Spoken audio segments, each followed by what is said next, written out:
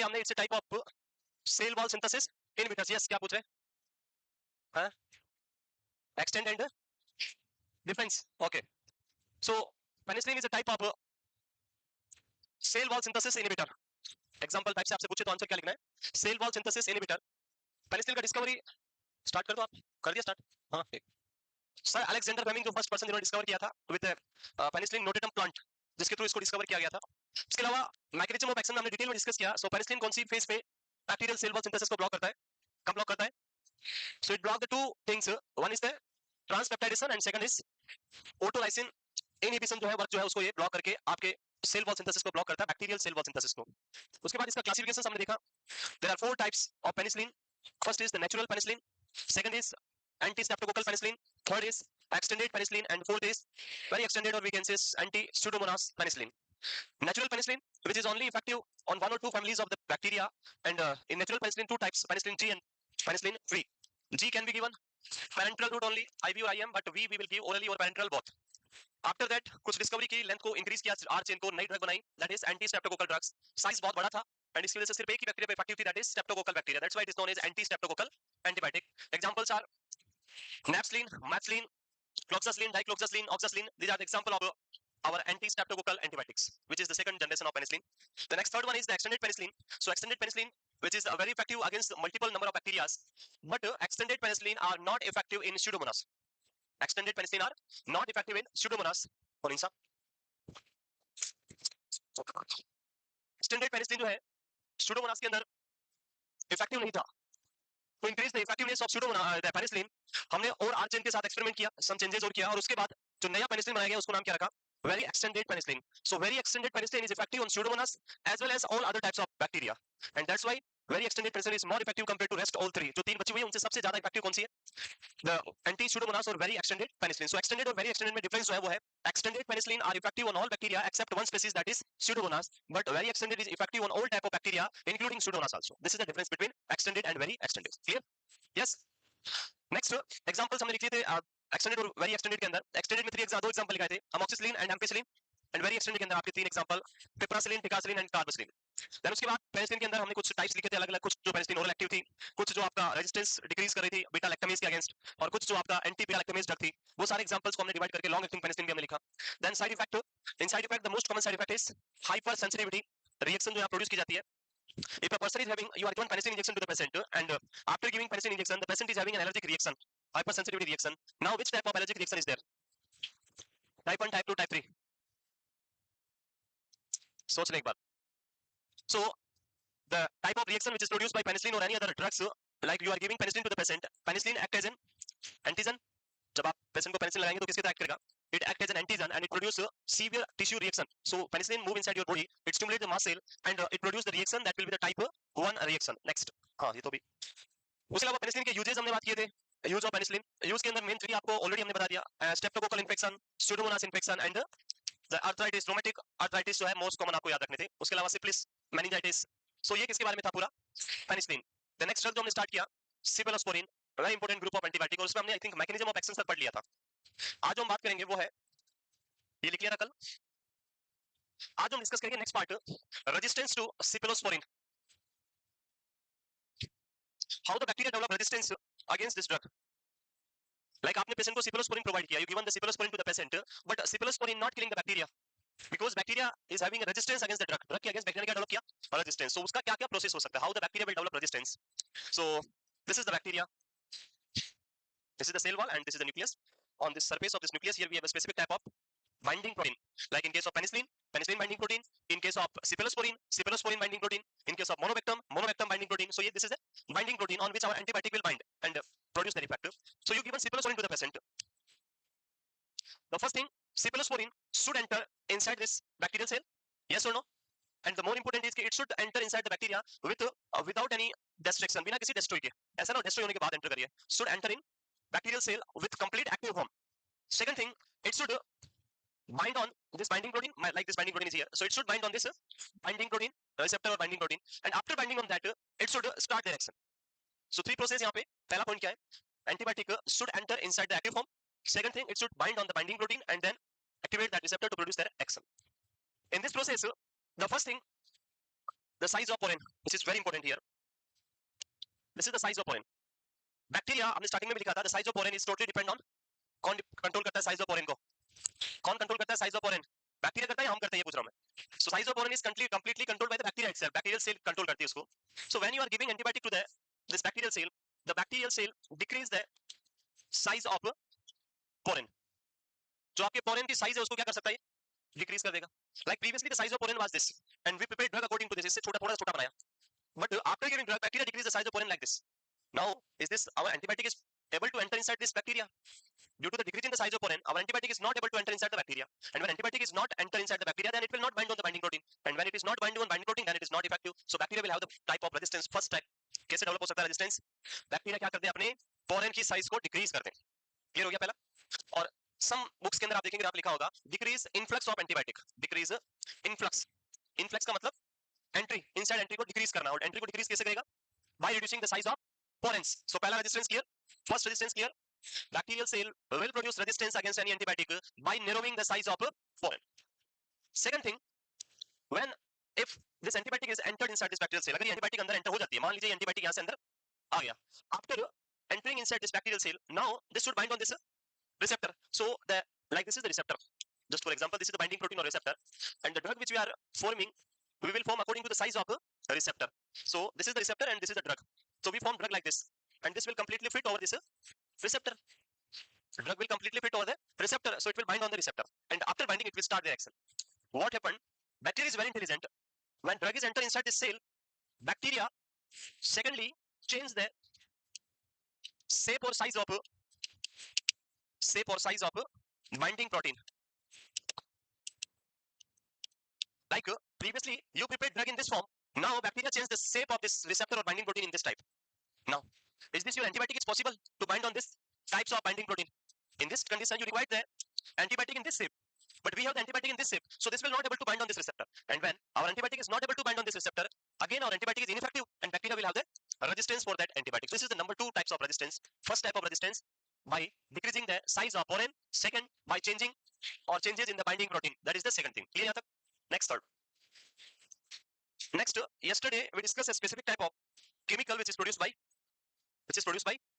bacteria. याद है? That is beta lactamase. याद है? In penicillin, that is known as penicillinase. In cephalosporin, that chemical is known as cephalosporinase. बाकी है क्या है वो beta lactamase, क्योंकि सारी ड्रग उसी के अंदर आती है. So it is the beta lactamase which is the bacterial chemical which is produced by the bacteria. Now, when the drug is entering inside this cell,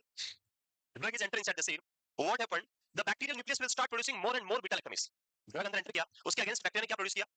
high amount में, huge amount में beta lactamase produce किया, and that beta lactamase destroy your antibiotic, or we can say beta lactam ring. And due to the destruction of beta lactam ring, now antibiotic is not effective. So this is the third mechanism how the bacteria will develop their resistance. So third mechanism is increase beta lactamase. So this is the first one, this is the second one, and this is the third one. So हम जो भी drug का resistance पढ़ेंगे यहाँ पे, उनमें ये तीनों में से कोई ना कोई एक मैकेनिज्म होगा.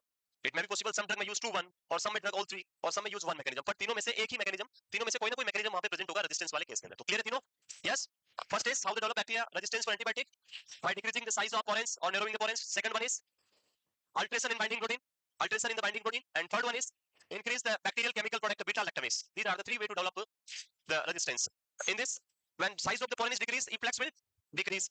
When the chemical product is increased, then the the antibiotic beta lactam ring will be destroyed. And when the binding protein change the shape or size or alteration is there, then our antibiotic will not bind on this binding protein. So the first one is, हटा दे इसको, हटा दे, नहीं हटाए. So these are the 3 ways for the development of resistance of cephalosporin. These are the 3 ways हम पढ़ेंगे यहाँ पे one by one.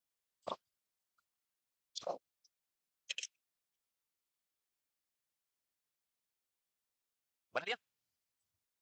So first one is alteration in target protein. Target protein means same binding protein. That is known as target protein. Second one is impermeability to antibiotic. Impermeability यानी entry को block करना, और वो कैसे possible होगा? By narrowing the porins. And third one is increase beta lactamase. So तीनों mechanism clear यहाँ पे, हटा दे. Alteration in target protein means binding protein, वो सेम ही है. Second is impermeability to antibiotic by narrowing the porins. And third one is increase beta lactamase or cephalosporinase. Clear यहाँ तक? अरे clear है? रेजिस्टेंस क्लियर हो गया? Next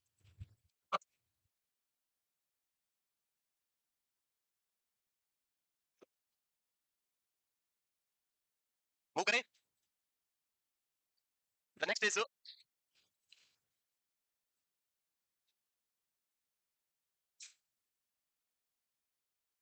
so these are the three way for the resistance of cephalosporin to the bacteria. How the bacteria develop resistance against the cephalosporin. In case of this resistance, cephalosporin is ineffective in our bacteria. Bacteria को kill नहीं करेगा cephalosporin. और ये resistance होने का main reason क्या है? What is the main reason for this resistance?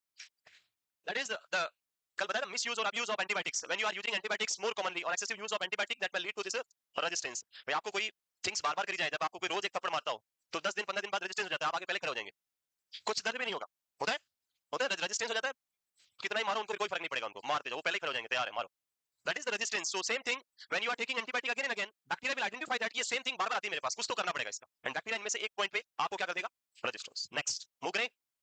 The next is the pharmacokinetics of cephalosporin. In pharmacokinetic, first is the absorption, so it is very well absorbed from orally, and most of the cephalosporins are available in oral as well as IV or IM, both forms सारी form में available होती है. The next is maximum daily dose. अगर आपसे पूछे कि drug का daily dose कितना होना चाहिए, the maximum dose should be 4 gram per day. इससे कम नहीं, इससे ज्यादा नहीं होनी. It should not be more than 4 gram per day. If you are giving more than 4 gram per day, it will start damaging your liver. It will be hepatotoxic if you are giving more than 4 gram per day.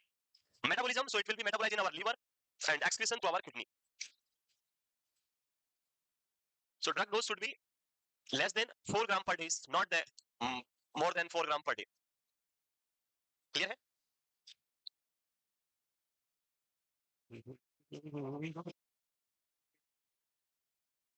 ये clear हो गया? Move करें. Next, after the pharmacokinetics, next is adverse effects of cephalosporin. Adverse effect of cephalosporin, क्या क्या ये adverse effect आपकी body में produce करती है? Harmful impact, which is adverse effects are unpredictable. बताया था, याद है? The adverse effects are unpredictable effect of any drug known as adverse effect. So the first one is it may produce hypersensitivity. कल बताया था आपको, all the beta lactam antibiotic will produce hypersensitivity and you should perform AST before giving the beta lactam antibiotic. And cephalosporin is a type of beta lactam antibiotic. Yes. Next, it will produce or cause pain. Pain, thrombophlebitis common होता है. So pain होता है, इसलिए आपको injection क्या लगाना है? Slow, diluted और मोस्टली प्रीफर क्या करना है? IV. आपको स्लो लगाना है IV फॉर्म में और डाइल्यूट करके आपको लगाना है. Otherwise person will have severe pain during injection. और आप बस बोलेंगे ऐसे करते रहो, कुछ नहीं हो रहा है, ऐसे ही कर रहा है, पता नहीं कर रहा है, होता है, देखा है, कुछ नहीं होगा, अभी देखो ये खत्म, ऐसे करते हैं, पेशेंट को पता नहीं, जान निकल जाती है, बहुत दर्द होता है. सो ऐसा नहीं करना है. You should mix the drug in 100 ml normal saline and start slowly give within 30 minutes. Person will have no pain.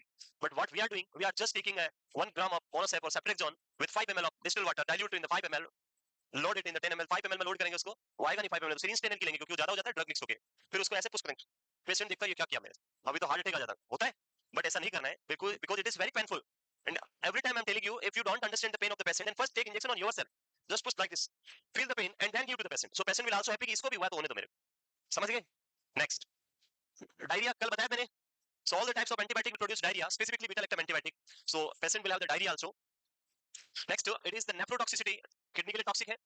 It may produce a bleeding due to the GI irritation.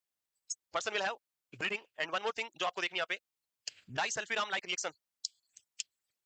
Disulfiram जानते हो? What is disulfiram? हैं? Disulfiram is an aversion syndrome. Aversion therapy. अरे disulfiram is not aversion therapy. Disulfiram drug which is used in the alcohol deterrent therapy, that is an example of that is example of aversion therapy. वो aversion therapy का एक example है, वो drug नहीं है उसकी. So disulfiram is a drug which is known as the aldehyde dehydrogenase inhibitor drug. It is known as aldehyde dehydrogenase inhibitor drug. It is not a drug जो आप aversion therapy वाली drug, वो drug. देखना इसके बारे में, जानना है? नहीं जानना है? चलो आज जान लेते हैं क्या जानना है इसमें. So it is a very famous drug जो आपने बहुत बार ये एड्स पढ़े होंगे, स्पेसिफिकली इन पब्लिक टॉयलेट्स और ऐसे एरिया में वो एड्स कॉमन मिलते हैं आपको, पब्लिक प्लेसेस के ऊपर, बस स्टैंड और रेलवे स्टेशन और वहाँ पे. एंड एड के ऊपर लिखा होता है, आज ही मिले डॉक्टर अंकल प्रताप टॉकीज के पीछे वाली गली, होटल रूम नंबर 402. देखा है? सो वो जो अंकल होते हैं वो है सच में अंकल ही होते हैं, वो डॉक्टर नहीं, वो डॉक्टर अंकल ही होते हैं. क्या होता है उसमें? when a person is having alcohol, alcohol is available in two form, that is methanol and ethanol. ये भी क्वेश्चन था, एग्जाम में पूछा गया था. There are two form of alcohol which is available in market, that is methanol and ethanol. Methanol, which is also known as methyl alcohol. It is methyl alcohol, and this is also known as ethyl alcohol. बहुत drugs are और बहुत alcohols are very toxic for our body. भाई आप पीते हो तो वो आपकी बॉडी के लिए क्या है? टॉक्सिक है. It is very toxic. But when we are discussing about these two types of alcohol, the methyl alcohol is not used as a drinking purpose. It is only used for the commercial purpose. Factories के अंदर preservative या और जो भी इसका uses हम factories में देखते हैं, it is not used for the drinking. जो शाम को होते हैं 8 बजे जो लोग स्टार्ट करते हैं वो वाला पर्पस ये नहीं है. So methyl alcohol which is also known as toxic alcohol. If आपने न्यूज़पेपर में पढ़ा होगा बहुत बार कि जहरीली शराब पीने से 10 लोगों की मौत, पढ़ा होगा, due to the in intake of poisonous alcohol 10 people died. So वो जो जहरीली शराब पीने से 10 लोग मर गए, वो कौन सी अल्कोहल पिया उन्होंने? Methyl alcohol. If anyone is drinking methyl alcohol, the person will die because it is not used for drinking. The types of alcohol which a person is drinking, that is ethyl alcohol. कौन सी बोतल में जो आती है वो कौन सी होती है? Ethyl alcohol. That is used for the drink. But it is also toxic. It is not a beneficial thing. ये भी क्या है? Toxic. So क्या होता है इसमें देखो. ये हो गया आपका ethanol. और ये person ने शाम होते क्या हो गया? ले लिया. When a person is having ethanol or alcohol, it is a type of alcohol. After intake of alcohol, this alcohol will be converted into a specific content which is known as aldehyde. Alcohol converted into aldehyde with the biochemical reactions, and in this reaction there is a specific enzyme which is known as alcohol dehydrogenase. Alcohol dehydrogenase. So which enzyme convert the alcohol into aldehyde? Answer should be alcohol dehydrogenase, the enzyme which convert the alcohol into aldehyde. Now this aldehyde is a very very toxic component. ये aldehyde क्या है? Very very toxic component for my body or for your body, and body is always have a compensating mechanism. Through that body will convert the toxic thing into non toxic form. body क्या कोशिश करती है? जितना मेरे से हो सकता है उतने में टॉक्सिक को किसमें कन्वर्ट करूंगी? नॉन टॉक्सिक में. सो बॉडी यहाँ पे भी आपकी हेल्प कर रही है. आप गलत कर रहे हो फिर भी वो क्या कर रही है? सही कर रही हो. कैसे? If this toxic component aldehyde will increase in my body, अगर ये toxic component aldehyde का लेवल बढ़ता है तो क्या होगा? नॉर्मली अगर हम जाने, increased level of aldehyde will be very toxic for my body and it will produce severe symptoms like nausea, vomiting, tachycardia, hypotension, vertigo, seizures, and sometimes death. These all are symptoms which is produced by accumulation of aldehyde in our body. aldehyde का level अगर body में बढ़ेगा तो क्या होंगे? ये सारे symptom आएंगे. But body will convert the aldehyde into something different, so you will not have this type of symptom. आपकी बॉडी में ऐसे सिम्टम नहीं आएंगे. कभी कभी जब कोई बहुत ही ज्यादा पूरी रात हो गई तो भी नहीं रुका है तो फिर उसको ये स्टार्ट होता है. वो क्यों होता है? क्योंकि बॉडी की कैपेसिटी से बाहर हो गया. वो कितना करे, उसकी लिमिट जो थी बस हो गया. अब मेरे से अब मर फिर आ गया तो मैं भी कुछ नहीं कर सकता. फिर क्या होता है? वोमिटिंग आता है बाहर, फिर सब कुछ. सो these all things or these all symptom will present when the aldehyde level is increased, but body इसको increase होने नहीं देती. बॉडी क्या करती है aldehyde का? So the body will convert aldehyde into acetate. Body aldehyde को किसमें कन्वर्ट करती है? एसिटेट में कर देती है. And aldehyde comparison to aldehyde, the acetate is the less toxic. aldehyde के कंपैरिजन में एसिटेट क्या है? थोड़ा less toxic है. So you will not have any nausea, vomiting and this type of symptom. This acetate is the thing or is the substance which is responsible for your hanging, झूमना, जो भी मजा आना, सच बोलना, वो सारा कौन कराता है? This is the acetate which is responsible for these all things. पागलपन जो होता है, सजा और मजा वाली जो बात होती है, मजा आता है पहले बहुत ज्यादा और फिर बाद में मिलती है सजा. नारी गिरेंगे कहीं, किसी में कुछ कोई मारेगा कहीं पे रोड पे, तो वो जो होता है सारा कौन कराता है? Acetate. For this chemical reaction, here we have one more enzyme which is known as aldehyde dehydrogenase. Aldehyde dehydrogenase.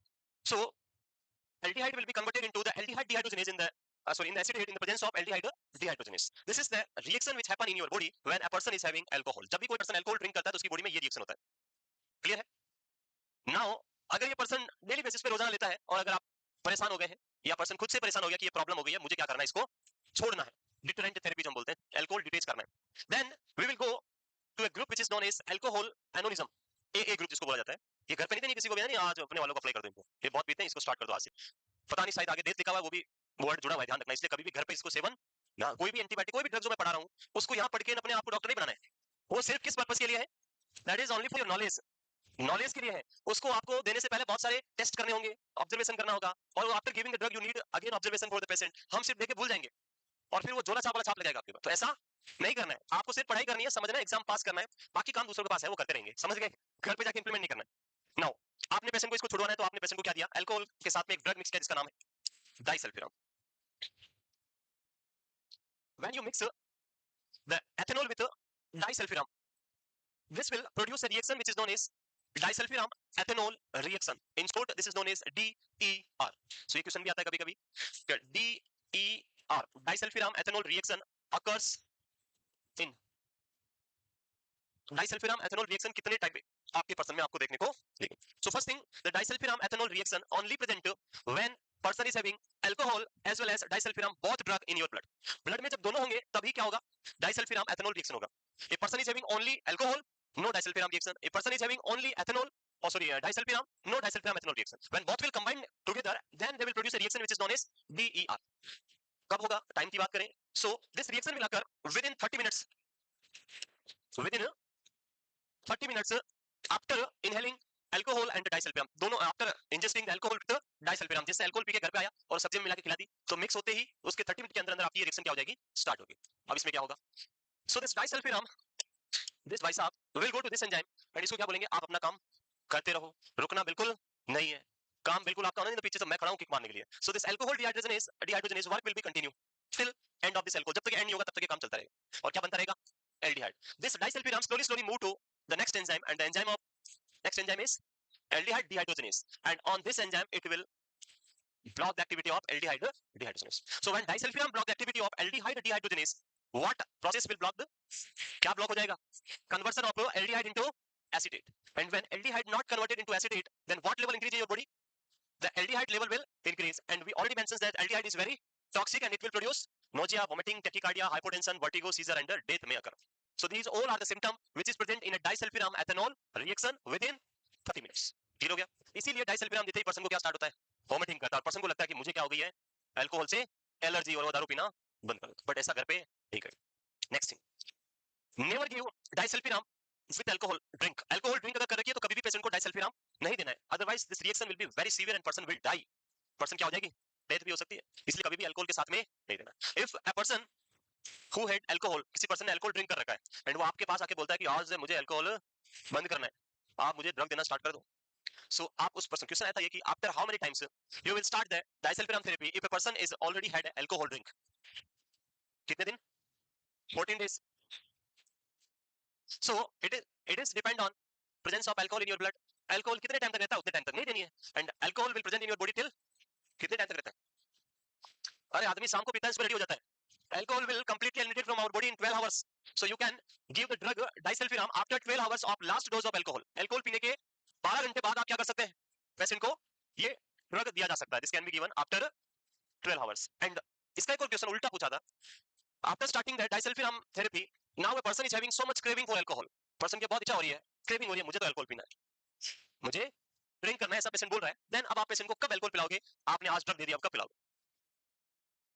So again it will be same answer कि टिल द टाइम, जहां तक आपकी बॉडी में डाइसल्फिराम रहेगा तब तक नहीं पिला सकते. अब डाइसल्फिराम कितने दिन तक रहेगा, so the disulfiram will be present in your body till 2 weeks. 2 सप्ताह तक आपकी बॉडी में प्रेजेंट रहता है. So you have to wait for 2 week, 14 days तक आपको वेट करना पड़ेगा. उसके बाद आप क्या कर सकते हैं, अल्कोहल वापस स्टार्ट कर सकते हैं. आज से आप फ्री, अब आप ले लो, आपकी मर्जी. क्लियर.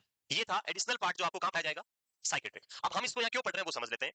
एथेनॉल जो हमने लिखा था और जो मैंने यहाँ पे पॉइंट लिखा था, disulfiram like reaction means if a person जिसने ड्रिंक कर रखा है, अल्कोहल ड्रिंक किया हुआ है, और उस पर्सन को आपने सिफेलोस्पोरिन ड्रग दे दिया, then the cephalosporin drug will also act like the disulfiram.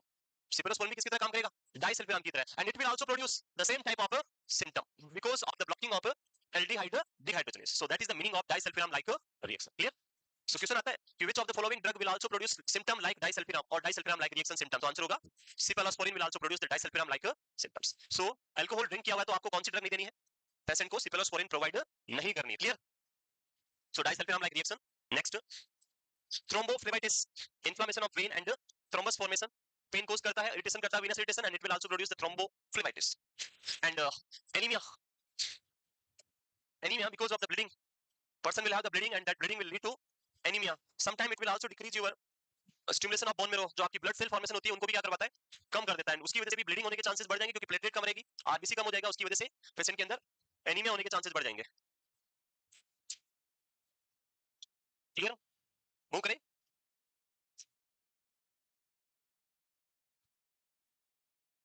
Move करें. अरे मूव करें. नेक्स्ट आ रहा समझ में. Usage of cephalosporin. First usage, it is an alternative to penicillin G. Those type of condition where penicillin G is not effective, you can use the cephalosporin because it is small in size compared to penicillin. Respiratory, urinary and soft tissue infection. Surgical prophylaxis, which drug, cefazolin, याद है, first generation सिफाजोलिन, सिफालैक्सिन, सिफाड्रॉक्सिल कल लिखाए थे. So these all are the first generation drug and इसमें सिफाजोलिन is the drug of choice for surgical prophylaxis or surgical site infection SSI prophylaxis. Meningitis, inflammation of meninges, gonorrhea, typhoid fever. Previously for the typhoid fever, ceftriaxone is the drug of choice. Currently which of the following drug is drug of choice for typhoid fever? Ceftriaxone. Previously we will use the chloramphenicol as a drug of choice for typhoid fever, but due to the severe side effect of chloramphenicol in adult male or female or in children, we will now not using the chloramphenicol. So वो हम आगे पढ़ेंगे detail में chloramphenicol क्या करती है और उसको क्यों हम यूज नहीं करते. So these are the uses of cephalosporin. Clear हो गया ये? cephalosporin यहाँ पे कंप्लीट. यस, वो करें आगे. सो हमने दो ड्रग पढ़ ली यहाँ पे, बीटा लैक्टम एंटीबायोटिक की, penicillin and cephalosporin. Next drug, third drug हम पढ़ेंगे P C and then M. M for monobactam. लिख लिया. So monobactam is the drug, why it is known as monobactam. Mono means one, bactam means beta lactam. So this is the drug which is only having a beta lactam ring. हमने penicillin पढ़ा, वहां पे दो ring थी. One is the beta lactam and second one is thiazolidine. पढ़ा था. The next one is in cephalosporin, again we have the two rings, that is the beta lactam and dihydrothiazine. But in the group of third drug monobactam, we only have the one ring, that is beta lactam ring. Other ring is missing, and that's why it is known as monobactam. Mono means only one, that is beta lactam ring. Clear? So next drug monobactam. Monobactam has only beta lactam ring, so called monobactam. यानी इसकी structure कैसी होगी?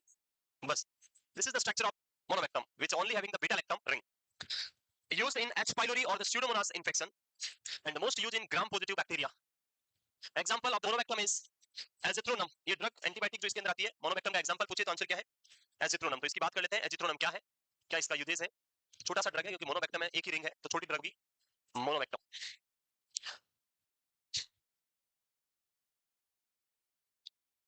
ठीक है,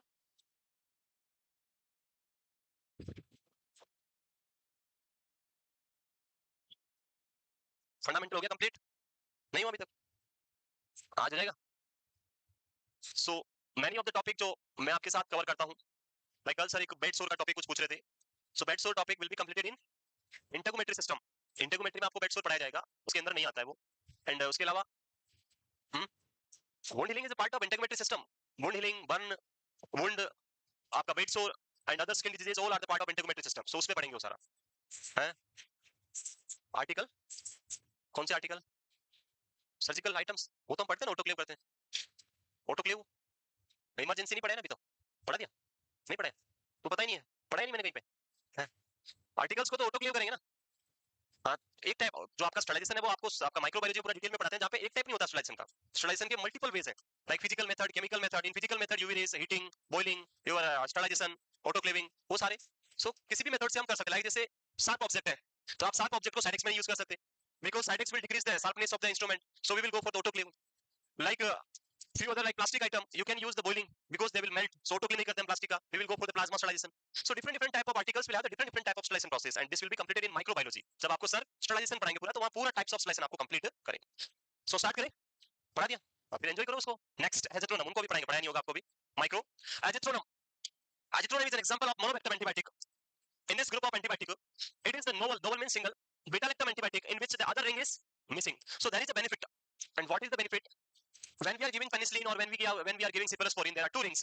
In penicillin we have the thiazolidine, and in beta lactam cephalosporin we have the dihydrothiazine. And these two rings will the cause for hypersensitivity reaction. जो आपको hypersensitivity reaction हो रही थी, वो होने का main cause क्या है?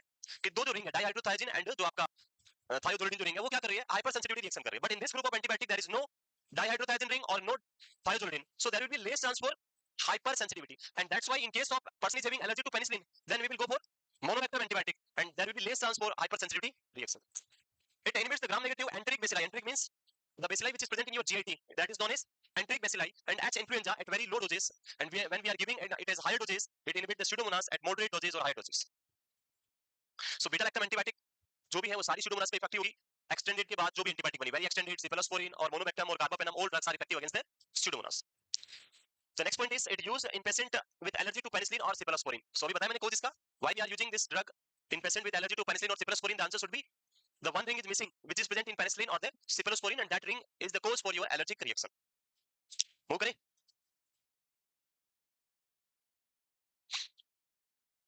The next group of antibiotic, the last group of penicillin group of beta lactam antibiotic, that is the carbapenem. Carbapenem दिया है किसी को? कभी दिया हॉस्पिटल में? नहीं दिया? कार्बापेनम ग्रुप में ओके, मेरोपेनम दिया है किसी को? ओके, कार्बापेनम नहीं दिया बट मेरोपेनम दिया आपने. Carbapenem is the group of drug which having two example. One is the imipenem and second one is the meropenem. So if you already given the meropenem means you already given the carbapenem. Like आपने piperacillin दिया पर penicillin नहीं दिया. Yes? Yes or no? Piperacillin is a type of penicillin. As like meropenem is a type of carbapenem. So start करें? लिख लिया? Next. Use इसकी बात कर लेते हैं, काम इसको use करते हैं. नहीं लिखा? लिखने में बहुत टाइम लगाते हो. मेरा सारा टाइम इसमें चला जाता है. This is the benefit of online and offline. Online में benefit ये होता है. Online के अंदर भी मैं फार्मा ही पढ़ा रहा हूँ अभी और आपके 10 दिन बाद स्टार्ट करी मैंने, लेकिन आपसे आगे पढ़ा रहा हूँ वहाँ पे. और उनका तो फिनिश होने वाला है और उनका अगला सब्जेक्ट पढ़ाना स्टार्ट कर दूंगा. सो दिस इज द बेनिफिट. वहाँ पे वो लिखते नहीं है, वहाँ लिखना बाद में होता है. जब बाद में पढ़ेंगे तब लिखना. अभी क्या करो? पढ़ाई करो. आप लोग बाद में पढ़ते नहीं हो इसलिए अभी लिखोगे हैं. बाद में तो पढ़ते नहीं हो, पढ़ते हो. लिख लिया? Next. The next is azithromycin is only available as a parenteral route only. It is not available in IM form because it is also destroyed by the gastric acid, as the size of the antibiotic is very small because of the small R chain, and it is destroyed by the gastric acid, so we will not provide this antibiotic orally. Advantage is no cross reaction. Already बता दिया मैंने कि यहाँ पे जो beta lactam ring की हम बात कर रहे हैं वो मिस होती है और इसकी वजह से सेकंड रिंग मिस होती है, इसलिए कोई क्रॉस रिएक्शन नहीं करेगा. Side effect, it can cause phlebitis and skin rashes. So this is the aztreonam. Next antibiotic carbapenem लिखिए आप. घर जाके बनाया सबने, मैकेनिज्म बन गया सबसे. जो मैकेनिज्म हमने पढ़ा था पेनिसिलिन, सिफलोस्पोरिन, सॉरी पेनिसिलिन के साथ beta lactam, vancomycin, bacitracin and your cycloserine, चार ड्रग बताई थी मैंने. बहुत ही सिंपल सा मैकेनिज्म था. नेम एंड निक से स्टार्ट करना था आपको, उसी की हम बात कर रहे हैं. मूव करें आगे. Next. Next. The last group of antibiotic in our beta-lactam antibiotic, that is the carbapenem group of antibiotic, which is very effective against all type of bacteria, gram positive, gram negative, aerobic, anaerobic, all type of bacteria destroyed by our carbapenem group of drug. So that is the last one.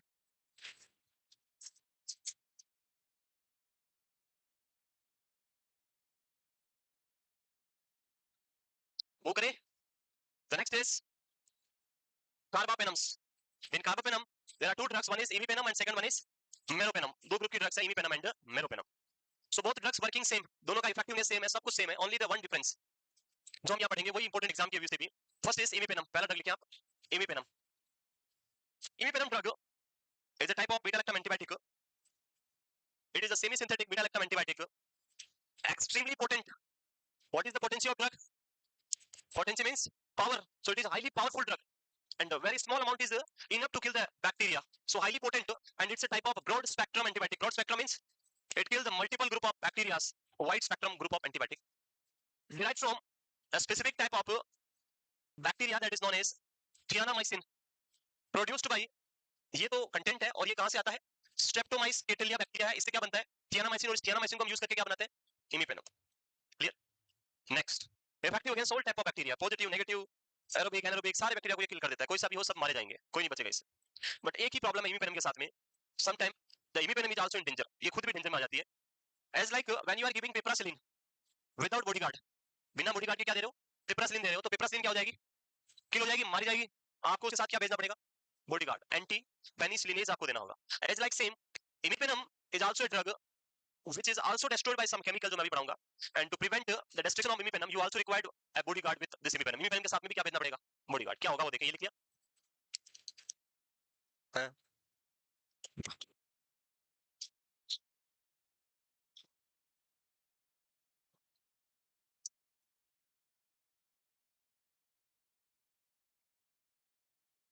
इसके बाद next drug लिखिए आप, meropenem. और अभी तो इसमें बाकी है ना, ये लिखिए.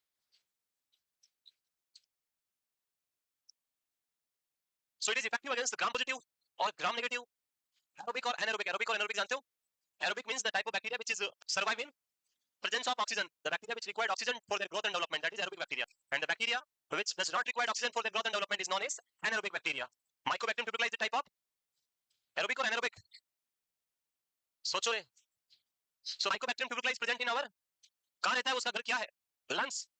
It is stay in lungs, और जो lungs में रहता है वो सबसे rich of oxygen वाला कंटेंट होता है. सबसे ज्यादा ऑक्सीजन जिसको चाहिए वो lungs में जाता है. इसलिए Mycobacterium क्या है?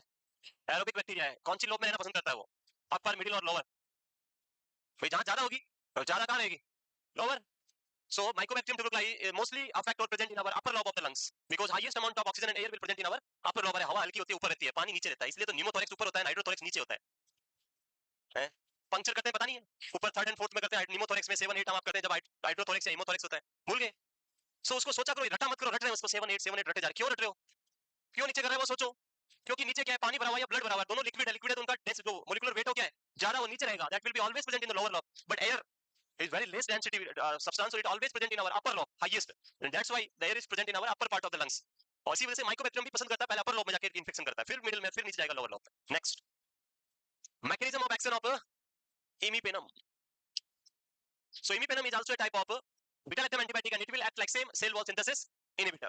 It is also a bactericidal drug. So यहाँ पे भी किसको ब्लॉक करेगी, जो हमने कल पढ़ा था, सेम ब्लॉक है पेप्टाइड चेन फॉर्मेशन, जिसको हमने बोला था ट्रांसपेप्टाइडेशन, ट्रांसपेप्टाइडेशन, ये क्या हो जाएगा, ब्लॉक हो जाएगा, उसके साथ साथ में ऑटोलाइसिन इनहिबिटर को भी क्या कर देगी, ब्लॉक कर देगी। क्लियर ये, ओके। नेक्स्ट, एक वर्ड लिखने में सर ए फॉर एप्पल भी लिखने दो सर, कैसे लिखते हैं पता नहीं, हैं छोटे बच्चों की तरह, बच्चों को पता ना, ऐसे एक ये वर्टिकल, एक हॉरिजॉन्टल, ये बन गया प्लस वन वर्टिकल, एक हाफ सर्कल, एक ये फिर बन गया 12 13, वैसे करते हो आप लोग। बैक्टीरियासाइडल बोल दे तो आप सोचोगे क्या बोल दिया ये, कैसे लिखे सर, ये पीपीटी आने के बाद ये बहुत ज्यादा डिपेंडेंसी आ गई, you are not able to write when we speak, हम बोलते तब नहीं लिखोगे आप वेट करोगे पीपीटी में आने का, और जो मैं बोलता हूं वो तो आता ही नहीं है, पीपीटी में नहीं आएगा जो मैं बोल रहा हूं, पीपीटी में कहां से आएगा, वहां ही नहीं लिखा हुआ, ऐसा नहीं मैं बोलता जा रहा हूं सब प्रिंट होता जा रहा है। सो आप लिखा करो थोड़ा अपने हिसाब से, पहले पीपीटी नहीं पढ़ा देते हम, मैं तो इसके खिलाफ, अभी भी खिलाफ हूं, पर क्या करें, टाइम की डिमांड है, पहले मैं सिर्फ बोर्ड में पढ़ाता था, लाइक अगर आप हमारा फर्स्ट जो रिकॉर्डेड बैच है, जो north seat nursing officer coaching batch जो है, सबसे पहले वाला बैच, जो फर्स्ट बैच हमने रिकॉर्ड, उसके अंदर जो भी सब्जेक्ट है वो सारे बोर्ड पे रिकॉर्ड किए हुए हैं, सब कुछ जो भी वहां पढ़ाया हुआ है उसमें सब कुछ क्या है, सिर्फ ओनली मार्कर के साथ पढ़ाया हुआ है, कोई भी वहां पे पीपीटी नहीं है, और वो बेस्ट होता है, वहां पे सिर्फ आपको लिखना होता है, मैं बोलता रहूंगा, मैं इधर समझाता हूँ, बाकी सब बोलते रहो, लिखते रहो, यस वो सही है ना, नहीं सर आप हमें मार दो। Next, pharmacokinetic, so this drug parenteral, so this is the mechanism हमें समझना है यहाँ पे, imipenem rapidly hydrolyzed by DHP, so क्या होता है डीएचपी, देखते हैं,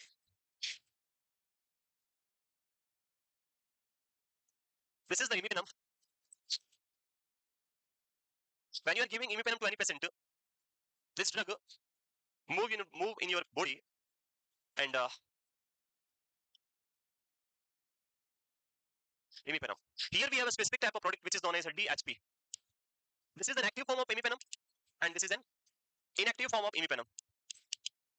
Why this imipenem is converted in the active form to inactive form, the answer should be, it is destroyed by a specific chemical named by DHP. What is DHP?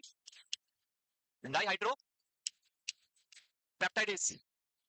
This is the enzyme which destroyed the active form of imipenem into inactive form of imipenem, and this DHP is produced by our kidney, हमारी body में जो kidney होती है वो क्या बनाती है, DHP बनाती है, डाइहाइड्रोपेप्टाइडेज बनाती है। सो अगर आप इस इमिपेनम को, मैंने बोला था अगर इमिपेनम को आप विदाउट बॉडी कार्ड भेजोगे तो प्रॉब्लम हो जाएगी, this is the problem, when you are giving imipenem plain, this enzyme will destroy it and it will be not working in your body. So इसके साथ आपको क्या करना पड़ेगा, कुछ बॉडी कार्ड देना पड़ेगा या नहीं देना पड़ेगा, so you need a body card with this imipenem, and the name of the person or the bodyguard who is always with this imipenem, that is cilastatin. So this is the drug which mixed with imipenem and given, जैसे हम पिपरासिन के साथ हमेशा क्या mix करते हैं, tazobactam, as like imipenem is always given with cilastatin, it is never given in plain form. This cilastatin is a type of DHP blocker drug. So ये cilastatin क्या करेगा, इस DHP को ब्लॉक कर देगा, and when DHP is blocked by the cilastatin, then your imipenem is not destroyed by the DHP and you will have active form of imipenem in your body. So this is the mechanism हम पढ़ रहे हैं यहाँ पे कि imipenem के साथ cilastatin क्यों देना होता है, क्लियर है, हटा दें, चलें आगे। सो यहाँ जो लिखा था, imipenem rapidly hydrolyzed by DHP, अभी बताया मैंने कैसे हाइड्रोलाइज होता है, और ये कौन करता है, तो hydrolysis from an inactive metabolite which is nephrotoxic, जो आपका इनएक्टिव फॉर्म बना था वो किडनी के लिए बहुत ही डेंजरस होगा। cilastatin is used to block the DHP blocker drug का एग्जांपल पूछे तो आंसर लिखना है cilastatin, या पूछे कि इमिपेनम के साथ cilastatin क्यों मिक्स करते हैं, तो जो पूछने वाला है उसके मुंह पे सीधा ऐसे फेंक देना, ये लो क्यों करते हैं, क्या बोल रहे हैं उसको, बिकॉज cilastatin जो ड्रग है वो इसके एक्टिव फॉर्म को इनएक्टिव फॉर्म में कन्वर्ट होने से ब्लॉक करती है, प्रिवेंट करती है, फिर उसको पूछना है कि कैसे करती है, ये आप बताओ, ठीक है।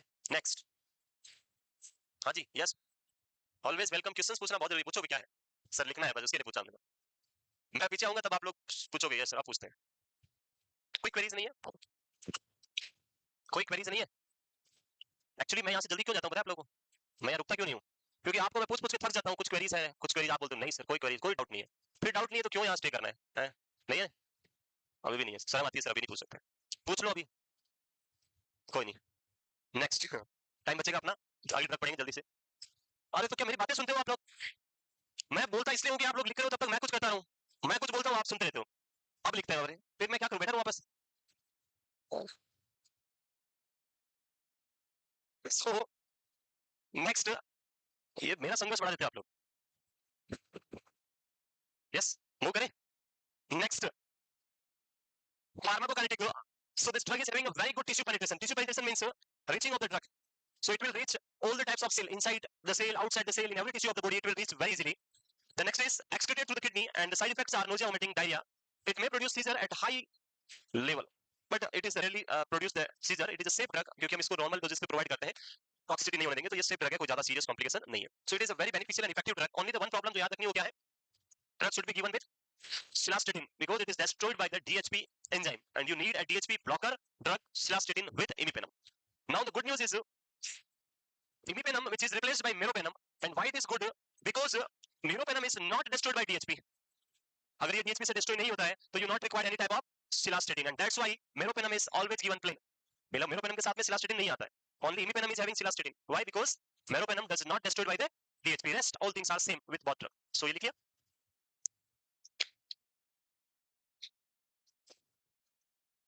मूव करें.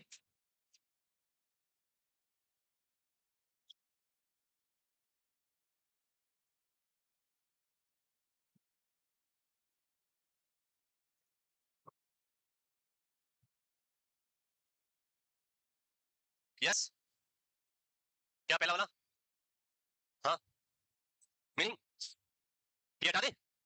गुड टिश्यू पेनिट्रेशन का मतलब है दिस इज द जीआईटी. ये ड्रग दे दिया आपने, after absorption of this drug will enter in your bloodstream.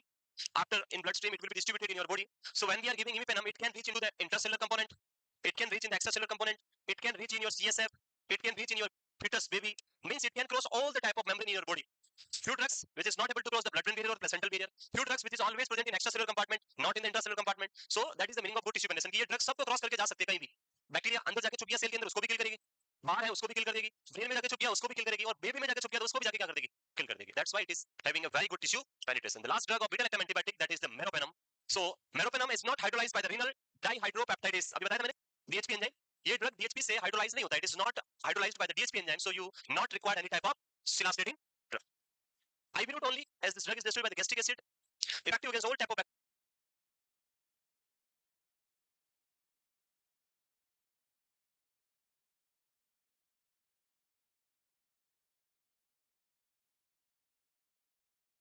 kill कर देती है.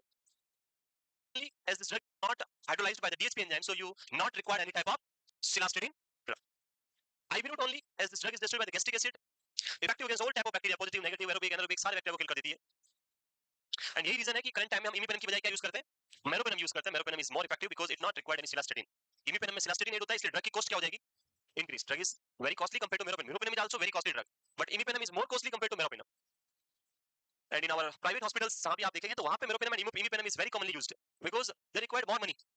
They don't think about the patient, they think about the money only, so they will only use the drug which is very costly. वो सब वही drug use करेंगे. Like meropenem सस्ती भी आती है, लेकिन वो मंगाएंगे जो महंगी होती है. और जो बड़े बड़े कॉर्पोरेट हॉस्पिटल्स होते हैं वहां पे सब कुछ हॉस्पिटल के अंदर से आता है. मेडिसिन स्टोर से आएगा, फूड उनके ही वहां डिपार्टमेंट से अंदर से आता है, कपड़े वहीं से मिलेंगे, लॉन्ड्री सब कुछ वहीं पे होता है. बाहर से कुछ अलाउड नहीं है, खाना भी अलाउड नहीं, कुछ नहीं अलाउड है, रिलेटिव भी अलाउड नहीं. आप भी घर पे रहो, उनको भी मना कर देते हैं, you are not allowed inside the hospital, you are only allowed for 2 hours, जहां पे आप मिलके वापस जा सकते हैं. बाकी हमारे नर्सिंग स्टाफ है केयर करने के लिए, आप घर जाओ. हाँ, ऐसा ही होता है इन एनएबीएच और JCI hospital. You have to maintain the quality, और यही क्वालिटी है. पेशेंट की क्वालिटी में सिर्फ ड्रग लगाना नहीं है, बहुत सारी क्वालिटी है कि पेशेंट का बेडशीट चेंज हुआ कि नहीं हुआ, पेशेंट को खाना खिलाया नहीं खिलाया टाइम पे, आया कि नहीं आया खाना, मेडिसिन मंगाना उसको, तो वो सब चीजें. और वहां पे सब कुछ महंगा मिलेगा. एक इंजेक्शन जो बाहर 100 रुपए मिलता है लेकिन प्रिंट 500 है, तो वहां वो 500 रुपए लेंगे. Common example is when I was working in a private hospital and we are buying a glove box, जो 100 ग्लव्स का बॉक्स आता है, 100 ग्लव्स डिस्पोजेबल ग्लव्स का बॉक्स आता है, इसमें 100 ग्लव्स आता है. That gloves box cost is approximately 200 or 250 rupees, and MRP is I think 1000 rupees is MRP on that box. They will charge 1000 rupees for that box. 800 rupees तो ऐसे ही मिल रहा है, फिर वो 200 में भी उस सोप का कमीशन होता है, तभी तो 200 रुपए में बेच रहा है. वो है बस उनको क्या करना है, बिल बनाना. जब पेशेंट डिस्चार्ज होता है तो हमने 8 लाख रुपए खर्च किए, पर 8 लाख नहीं, उसमें 80% ऐसे गए, 20% ही लगे पेशेंट का कॉस्ट, तो पर वो पैसे ऐसे लूटते हैं बस. यही है वहां पे खेल. चलो आगे next. The next group of antibiotic in our cell wall synthesis, that is vancomycin. Very very important drug vancomycin. सुना है vancomycin के बारे में? So it is a very very important drug, and it was discovered when a type of nasty bacteria which is known as MRSA हमने बोला था कि we have a type of antibiotic which is known as we have a type of bacteria which is known as streptococcal and we will use the anti streptococcal antibiotic. जो अभी बताई मैंने list पूरी, but one group of streptococcal bacteria is बहुत खराब type का bacteria था, वो किसी के काबू में नहीं आया एंड उसने क्या किया, उन एंटी स्ट्रेप्टोकोकल एंटीबायोटिक के अगेंस्ट भी रेजिस्टेंस कर दिया, जिसको हम बोलते हैं मैथ्सलिन रेजिस्टेंस स्टेफाइलोकोकस ऑरिस. सो ये मैथ्सलिन जो क्या है एंटी स्ट्रेप्टोकोकल एंटीबायोटिक पेनिसिलिन है, उसके भी क्या कर दिया, रेजिस्टेंस कर दिया. तो फिर हमें क्या बनाना पड़ा, वैनकोमाइसिन. कैसे बयान क्या हुआ देखो. So it was first discovered in 1956 and it is a type of glycopeptide antibiotic discovered in 1956 as a penicillin substitute. Why it is known as glycopeptide antibiotic? Why it is known as glycopeptide antibiotic? इसमें glucose and peptide होता है. So yesterday हमने तो discuss किया था mechanism of action of vancomycin, याद होगा आपको.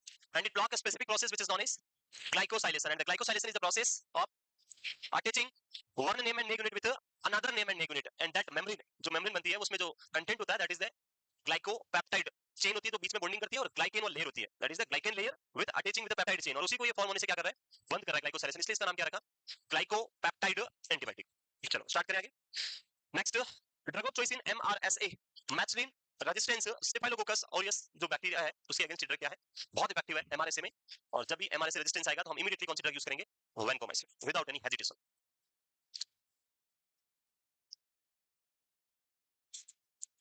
It is bactericidal to gram-positive cocci, Neisseria or the Clostridium and diphtherids. ये जितने भी बैक्टीरियाज हैं, इन सब में the most dangerous bacteria is the Clostridium. लिखा हुआ है, Clostridium जानते हो कहाँ होता है, Clostridium कहाँ होता है, क्या करता है Clostridium? Clostridium difficile. It's a type of enteric bacilli. Enteric bacilli means it is present in our GIT and it is a part of normal bacterial flora. ये normally अभी सबकी बॉडी में है. Everyone has Clostridium difficile in your body. But ये problem क्यों नहीं कर रहा है, अभी हम डिस्कस करेंगे, थोड़ी देर वेट करें आप, अभी इतना याद रखें. चले आगे. बट ये बहुत डेंजरस होता है, अगर इसको अनकंट्रोल कर दिया आपने तो फिर पूरे दिन भर भागते रहोगे. कहाँ पे, washroom. Very good. With bloody diarrhoea. Bloody diarrhoea मतलब ब्लड आता है, डायरिया होता है, ब्लड के साथ आता है, that is the bloody diarrhoea. लिख लिया, मूव कर दे. So the next is vancomycin is a very known drug for the famous side effect that is the red man syndrome and the systemic toxicity produced on your ectocranial nerve, जो हम यहाँ पढ़ेंगे अभी इसके बारे में डिटेल में. So vancomycin is a type of cell wall synthesis inhibitor and I hope you know the exact mechanism of action of vancomycin. जानते हो? So it block the which process, glycosylation process in cell wall synthesis. हर रोज मुझे पूछना पड़ता है, कोई ऐसा तो नहीं जो आज ही आया हो, क्योंकि रोज डर ही रहता है, मुझे डर लगता है. कोई नहीं है, सभी आ रहे हैं पहले से, कोई है जो आज ही आया हो? नहीं सर, सब आ रहे हैं पहले से, चलो अच्छी बात है. अदरवाइज सोच रहे होंगे सर ये ग्लाइकोसाइलेशन क्या है, पता नहीं क्या. ग्लाइकोसाइलेशन मैंने कल पढ़ाया था, जो नहीं आए उनको बता देते हैं, डर के मारे हाथ खड़ा नहीं कर रहे होंगे. Glycosylation is the process in which attachment और jointing attachment of one NAM and NAG unit to another NAM and NAG unit. एक नेम और नेग यूनिट का दूसरी नेम और नेग यूनिट से अटैचमेंट होता है, उसको हम क्या बोलते हैं, glycosylation, and this is done by a specific enzyme which is known as glycosylase enzyme. Vancomycin is a drug which should be given slow infusion. If you are giving fast infusion, it may cause red mane syndrome or we can say red neck syndrome. दो condition जो देखने को मिलेगी, लिख लिया, ये हटा दें, ये तो कल ही तो पढ़ाया था. It is the red mane syndrome or the red neck syndrome. Sometimes the question is asked with the red neck syndrome also. So red neck syndrome बोले, red mane syndrome बोले, red body syndrome बोले, सब एक ही बात है, all are the same. Yes, what is red mane syndrome? We'll discuss in detail. लिखें red mane syndrome.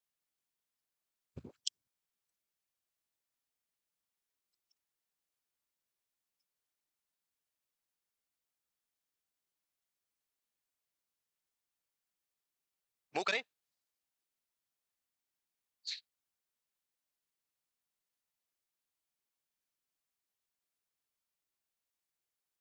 So what is the red mane syndrome? We'll discuss in detail.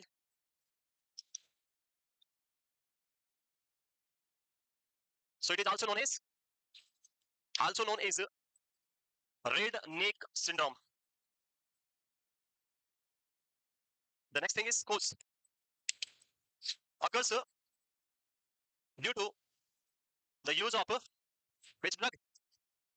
Vancomycin. So it is the syndrome which is occurred due to the use of vancomycin. Why the vancomycin is producing red man syndrome?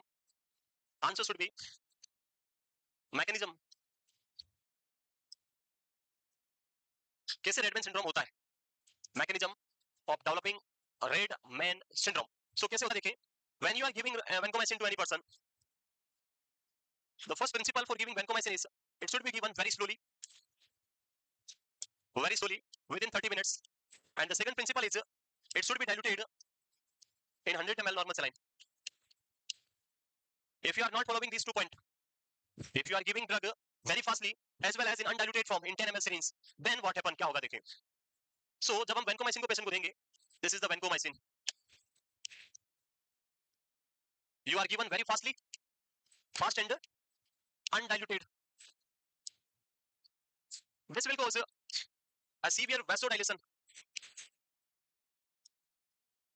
and this vasodilation mainly present in cutaneous vessel. Cutaneous. Yes. और पहले मैं पढ़ा रहा हूँ उस पे focus करो. सब लिखने में लिखे पड़े हैं, पता नहीं कहाँ लिख के जाना है आप लोगों को. लिखना ही है केवल. मैं बोलता हूँ लिखो फिर. हैं? सब लिखने में लगे पड़े हैं. ऊपर कर देंगे अभी. जल्दी लिखो जल्दी. वापस नीचे भी आता ही है. हैं? नीचे आता ही नहीं आता है? आता है. सब लिखने में लगे पड़े. सब लिखे. उधर फोकस रखो. जैसे पेपर में लिख रहा है यही नंबर देने वाला भी कभी. पहले समझ तो लो. अरे समझ आ गया तो घर पे आराम से आप देखना कितना मजा आएगा लिखने में आपको. रेड मैन सिंड्रोम क्या होता है? लिख रहे बस vasodilation होना. लिखकर बाद में लिख लेना. Vasodilation which is present in cutaneous vessel. Cutaneous vessel का मतलब those are the vascular structure which is very fine, and these are the vessels which is mainly present on your face, neck or the extremities, end of the extremities. यहाँ पे जो vessels होती है बहुत ही fine vessels होती है, जिनको हम क्या बोलते हैं? Cutaneous vessel. So vessel will be dilated, and specifically neck and face वाली vessels क्या होगी? Vessels क्या होगी? Dilate होगी. So vasodilation it will be at the face and neck. Now when these vessels are dilated, face और neck की vessels जब dilate होगी, तो वहाँ पे blood क्या रहेगा? कम या ज़्यादा? Amount of the blood will be increase. और जब blood ज़्यादा रहेगा तो RBC क्या रहेगा? ज्यादा. और आरबीसी ज्यादा तो आरबीसी का कलर कौन सा होता है? रेड. सो वेसल्स डायलेट होगी, बहुत ज्यादा आरबीसी होगा पूरे फेस पे. जब आप ब्लड ज्यादा होगा तो पूरा फेस कैसा हो जाएगा? टमाटर की तरह लाल लाल हो जाएगा मुखड़ा. और उसी लाल मुखड़े को हम क्या बोलते हैं? Red man syndrome. That is known as red man syndrome. तो आप समझ में आ गया तो लिख सकते हो घर पे जाके, कुछ नहीं डाउट होगा. लिखने में लगे पड़े सब लिखने दो सर. बाद में किसी ने पूछ लिया कि यही क्यों रेड होता है, इधर क्यों नहीं होता है, पैर पे क्यों नहीं होता है, इधर क्यों नहीं होता है, वो तो पता नहीं, यही होता है बस. समझ तो लो पहले, कहां जाना है इतना भागना कहां है. So face and neck due to the vasodilation increase blood supply and lead to redness, or we can say flushing, और flushing प्लस करेगा. जैसे ब्लश करता है प्लस करेगा, पूरा लाल लाल हो जाएगा. नेक रेड होता है जब किसी को ऐसे लगाओ जोर से तो यहाँ पूरा लाल लाल छप जाता है. वो क्यों छपता है? क्योंकि यहाँ की वेसल्स पूरी लालिट हो जाती है. सो सेम मैकेनिज्म यहाँ भी होगा वेसोडाइलेशन की वजह से. यहाँ तक हो गया. अब लिखो. नहीं लिखा हो तो लिख लिया हो तो आगे चले, क्योंकि आप लोग पहले लिख ही रहे हो. सो लिखना क्या था? यहाँ से यहाँ लिख दिया ये. हाँ लिखो, नहीं लिखा तो कहीं नहीं जाएगा.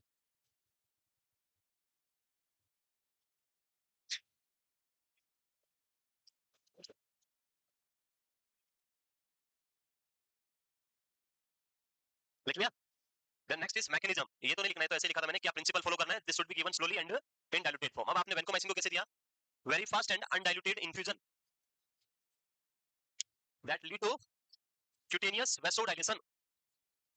Undiluted and fast transfusion of vancomycin that may lead to cutaneous vasodilation. That cutaneous vasodilation mainly present at your face and neck, because these fine vessels are mainly present in our head and neck area. So at the face and neck, due to the vasodilation, the person will have the increased blood supply in this head and neck area, and that may lead to redness, flushing, and that is the condition which is known as red man syndrome. लिख लिया?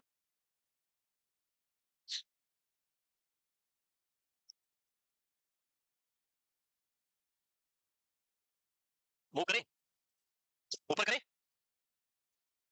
Next, increased blood supply that will lead to redness and flushing, and this redness and flushing को हम क्या बोलते हैं? Red man syndrome. Now the next is the management. What is the management for this red man syndrome? So management में पहला point क्या? पहला होने ही बताओ, प्रिवेंशनल मैनेजमेंट इज वेरी इंपॉर्टेंट. आप प्रिवेंशन करो पहले, और प्रिवेंशन करने के लिए क्या करना है? Give the slowly infusion of the vancomycin within 30 minutes. Second thing, always give in diluted form, should not give in undiluted. अगर ऐसा करोगे तो होगा ही नहीं कभी. लेकिन फिर भी आपने नहीं माने, लगा दिया, तो फिर हो गया. तो हमें क्या करना? Management. So remember that should not stop the drug. The management is you should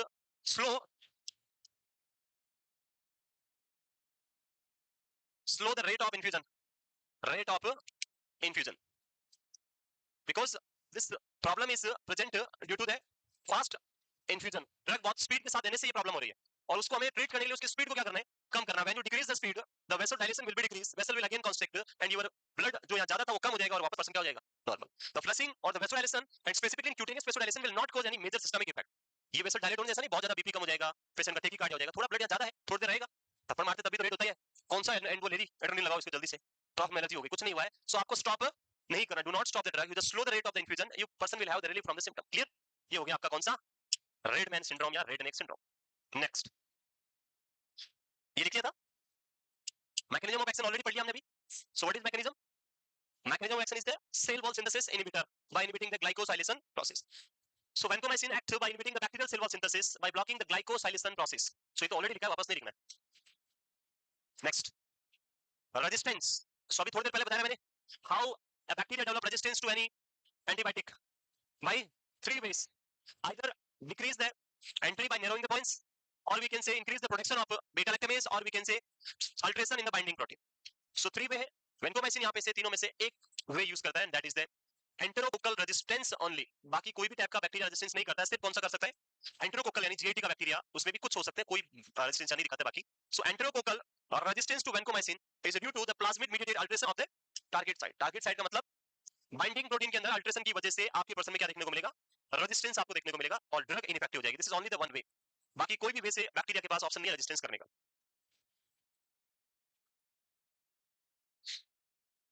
move करें.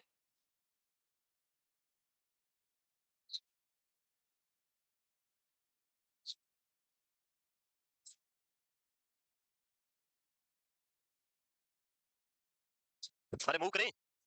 The next is pharmacokinetics. So vancomycin it is not absorbed orally. Yes? नहीं लिखा? Yes or no? तो फिर इतना जोर से yes बोल रहे हैं. Vancomycin अगर आपने कभी यूज किया तो आपने देखा होगा, it is always available in injection form and specifically in IV form. It is not given in tablet form. Why? हैं? क्यों?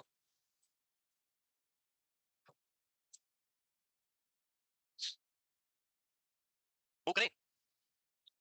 Vancomycin is not given orally because of the drug is a highly charged molecule and it cannot cross the GI membrane. आपकी gastrointestinal membrane को ये cross नहीं कर सकता, इसका absorption नहीं होता है orally. Absorption is zero from GIT and that's why it is not given orally. After IV administration, it is widely distributed. It penetrates the serous cavity and reach to CSF. Means this drug is also very good, having very good tissue penetration. It can cross the blood-brain barrier. It can cross the placental barrier. Every type of barrier is crossed by this drug and reach into the CSF, cerebrospinal fluid. Next is it is excreted through the kidney and the plasma T-half is approximately 6 hours. So orally क्यों नहीं देते हैं ये आप याद रखेंगे. Why the vancomycin is not given orally? Answer should be it is a highly charged molecule and it cannot cross your biological membrane, GIT membrane, sorry, and that's why it is only available in IV form.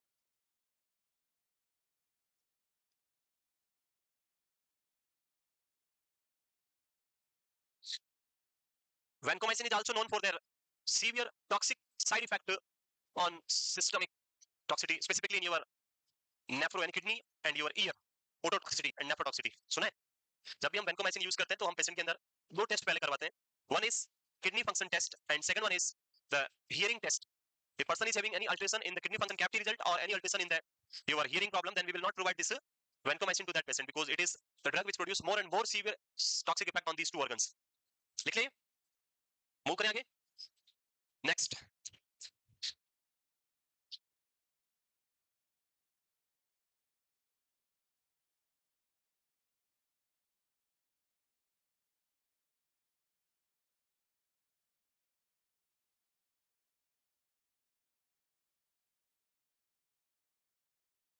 आ गया.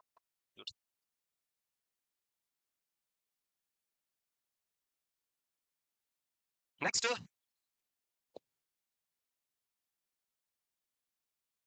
लिख लिया था pharmacokinetics. excreted through the kidney and plasma half life is 6 hours. लिख लिया तक. Next,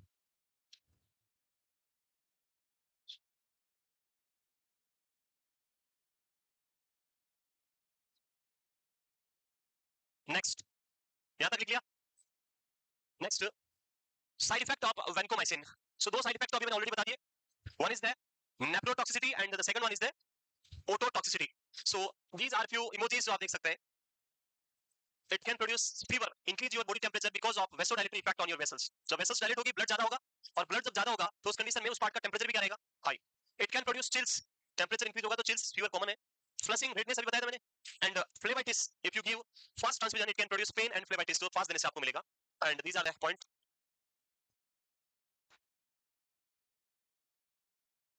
So first लिखे आप fever, लिख लिया. Chills, chills लिख लिया. The next one is redness, या flushing. And the next last one is phlebitis or pain. Then next is systemic toxicity. In systemic toxicity, it is highly nephrotoxic and ototoxic due to the damage of eighth cranial nerve.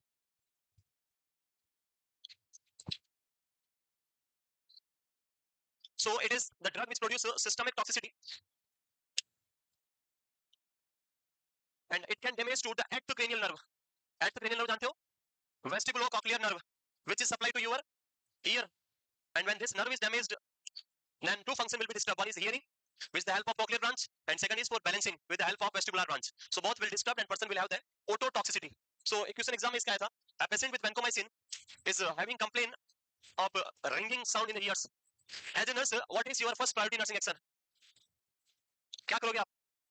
So यहाँ पे problem क्या है patient की? Ringing sound आ रहा है तो क्या problem है? So patient is having a toxicity of vancomycin. एक तो cranial nerve damage हो रहा है, toxicity of vancomycin की. And when patient is having toxicity of vancomycin, your immediate management is you should withhold the drug firstly and then inform to the doctor. As same आपका nephrotoxicity के साथ भी होगा, आपको urine output देखते रहना है. अगर urine output कम होता है तो immediately किसको inform करना है?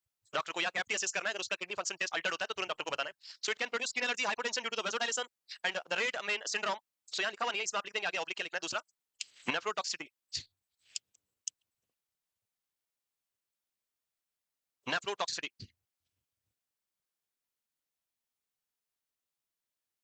These are the side effects of vancomycin. Clear है?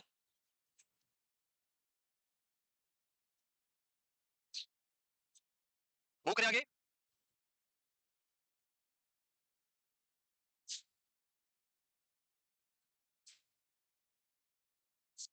नेक्स्ट. हाँ जी, क्वेश्चन है. लो आगे लाना पड़ेगा आपको, मैं नहीं आऊंगा. I am sitting here, you should come this. आ जाओ आगे आ जाओ. लिखिए सभी ने, मूव करें आगे. क्या क्वेश्चन है? हाँ सबके लिए है इनके क्वेश्चन, सबको आंसर देना है. उससे पहले सुना हम और मेरा पहले ना पहले दिन तो कि सबको मतलब हिस्ट्री पर ना सबको और इसमें से मतलब पेशेंट है तो 50 दिन देना 100 दिन देना तो उसमें मतलब बहुत मतलब सेम रहेगी सबकी. नहीं डोज डिफरेंट डिफरेंट रहेगा. ओके उसका बताते हैं मैं भी. हाँ आगे. और दूसरा तो कहते हैं 10 दिन मेरा फैन है तो मतलब कहते हैं उसको टीडीएस लेंगे मतलब वीडियो में देखिए. ओके ये पूछना चाह रहे हैं. और पेपर स्क्रीन में क्या लिया? पेपर स्क्रीन में मतलब 4.5 ग्राम आता है तो उसमें मतलब वीडियो में देंगे तो टीडीएस देंगे. ओके ये जान लेना चाह रहा हूं, बताते हैं मैं बताता हूं पूरा बताता हूं. सो वन थिंग जो इन्होंने ये लिख के लाए हैं इनका which is important कि a patient weight is 50 kg or a patient weight is 100 kg, both will receive the same amount of same dose of the drug or different dose of drug. दोनों में separate चल रहा है, दोनों को same drug मिलेगा या अलग अलग मिलेगा? So dose of the drug, antibiotic dose of the drug is totally depend on the weight of the patient, and dose is determined with per kg. Like we will just for example, if you are giving a drug with 5 kg 5 mg per kg, then you will calculate 5 with your body weight, and every person will have different amount of drug according to your body weight. मैंने किसी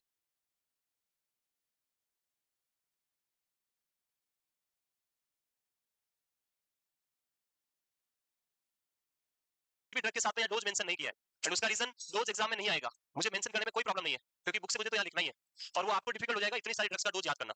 जो important है उसका dose मैं लिखूंगा, but इनका किसी का डोज एग्जाम में नहीं आता है. But dose should be different for every patient according to your body weight. Second is like we are giving different drugs in hospital. If you are giving a gentamicin, it is given once a day. If you are giving vancomycin, it is given BD twice a day. If you are giving tazobactam, it will be given TDS thrice in a day. So different types of drug is having different types of frequency, and this frequencies depend on the half life of drug. Frequency किस पे depend करेगा? Half life of drug. As like vancomycin is having half life of कितना था vancomycin का? 6 hours, means complete excretion will take approximately 12 hours. It means आपको 24 hours के लिए कितना ड्रग देना पड़ेगा? 2 ड्रग BD देना होगा. Tazobactam will excretate more fastly, and the half life of the tazobactam is approximately 4 to 5 hours. Tazobactam means sorry piperacillin, जो tazobactam बात कर रहे हैं, half life is approximately 4 to 5 hours, so it will be excreted completely in 8 hours. So you require 3 doses, 8, 24 hours. That's why piperacillin is given TDS. The gentamicin or amikacin, amino glycoside group, that is having their half life approximately nearby 16 to 18 hours. So they will be excreted in our body more than 1 day, and that's why the drug is given only once a day, क्योंकि वो 24 hours से ज्यादा body में रहेगी. So it is totally depend on half life of drug. Clear? चलिए आगे next. So the next one is the pseudo use of vancomycin, and the first use यहाँ mention किया that is pseudo membranosus colitis, जानते हो? Pseudo membranosus colitis सुना है नाम, और कोलाइटिस तो सुना होगा. What is colitis? It's an inflammation of colon, that is colitis. अब ये सूडो यानी नकली वाला झूठा कैसा हो रहा है पता नहीं, देखते क्या है. चलो बात कर लेते हैं इसकी. सूडो मेम्ब्रेनियस हट गया पूरा, ये धोखा है. ये है आपका GIT, beautiful GIT, which is responsible for making you less beautiful. यही होता है सब कुछ. Now in our GIT there is a type of bacteria which is known as normal flora. जानते हो? In our GIT, we have the various type of bacteria normally present in our GIT, which is known as the normal flora, and that normal bacterial flora is responsible for maintaining healthy intestine. Intestine को healthy बनाए रखने के लिए आपको help कर रहे हो. बेटा अच्छे हैं वो आपके लिए, इसलिए हम उनको रख रहे हैं. Like if you are eating curd, in curd there are so many types of bacteria. Bacteria होते हैं. कर्ड खट्टा क्यों होता है? लैक्टोबैसिलाई, और बैसिलाई क्या है? बैक्टीरिया है. बाकी बैक्टीरिया थू करते हो आप लोग. कर्ड में इतने सारे बैक्टीरिया होते हैं. If you see the curd in microscope, you will never eat the curd. कभी कर्ड ईट नहीं करेंगे, क्योंकि उसमें खट्टा किसकी वजह से आता है? बैक्टीरिया की वजह से आता है, और हमें वो टेस्टी लगता है. But that bacteria is beneficial for our body, that's why we are eating that bacteria. Other few bacteria are not good for, हमें लगता है अच्छा नहीं इसलिए हम नहीं खाते हैं, बाकी वो भी खट्टे होते हैं. सो नॉर्मल फ्लोरा की बात करें यहाँ पे हम. Normal flora are two types. One is the good normal bacterial flora. फिर से लिखने लगे? अरे लिखना नहीं है, कितनी बार समझाया. जब ये समझ में आ जाएगा तो सब ऑटोमेटिक लिखा चला जाएगा, पर लिखना ही है आप लोगों को बस. One is the good and second one is the bad. So two types of flora, good and bad. Number of good bacterial flora is high in our GIT and the number of bad bacterial flora is very low. अब ये low और bad जो है वो कम कैसे, ये कम कैसे ज्यादा कैसे? The concept is this good bacterial flora controlling the number of bad bacterial flora. बुरे वाले को कंट्रोल कौन करके रखता है? अच्छा वाला जो है उसके नंबर पे बना के रखा है. तेरा नंबर ज्यादा होना नहीं चाहिए, मैं जब तक जिंदा हूं तब तक तेरे को बढ़ने. So this good bacterial flora is acting like a father and this is the bacterial flora which is acting like a naughty son, बदमाश बच्चा. और इस बदमाश बच्चे को सिर्फ कौन कंट्रोल कर सकता है? वो पिताजी की एक आंख देखते ही वो चुपचाप कोने में. बाकी कुछ भी हो जाए, पिताजी नहीं है तो फिर किसी के कंट्रोल में नहीं आएगा. फिर कोई भी आ जाओ, कुछ नहीं होने वाला, अभी तो मैं ही हूं राजा. So good bacterial flora and bad bacterial flora. Number of bacterial flora की बात करें तो कौन से ज्यादा है? गुड, एंड इनके नंबर क्या है? कम है. कंट्रोल की बात करें, this good is controlling the bad one. Now the problem is that कि this good bacterial flora is very weak. It is very weak compare to this one. ये बहुत स्ट्रांग है, इसमें रेजिस्टेंस ज्यादा है, क्योंकि ये बेचारा इसको पीट पीट के क्या बना दिया? रेजिस्टेंस बना दिया. इसको कितना भी पीटो कुछ नहीं होता, इसको ये बहुत ताकतवर हो गया. So when we are giving antibiotic to any person, like you are giving fluoroquinolones to this person, this antibiotic will move in your GIT, and when it is moving in your GIT, here we have a various type of bacterial flora, and this antibiotic which is moving in this GIT will kill this bacterial flora. But which one? The good bacterial flora, because that one is the weaker one. The bad one is very strong. सिर्फ destruct किसको करेगा? Good bacterial flora को. So our antibiotic will kill this good bacterial flora, means पिताजी नहीं रहेंगे. When father is not there, then this naughty son will be in uncontrolled form. अब ये जो control में था वो क्या हो गया? Uncontrolled. And when this bacterial flora is uncontrolled, then the number of these bacterial flora will increase, and they will have the huge number of bacterial flora in our GIT because of the destruction of good bacterial flora. One example in your bad bacterial flora, जो मैंने थोड़ी देर पहले बोला था याद रखने के लिए, that is the Clostridium difficile. This is the very nasty or naughty type of bacteria which is normally in very few number in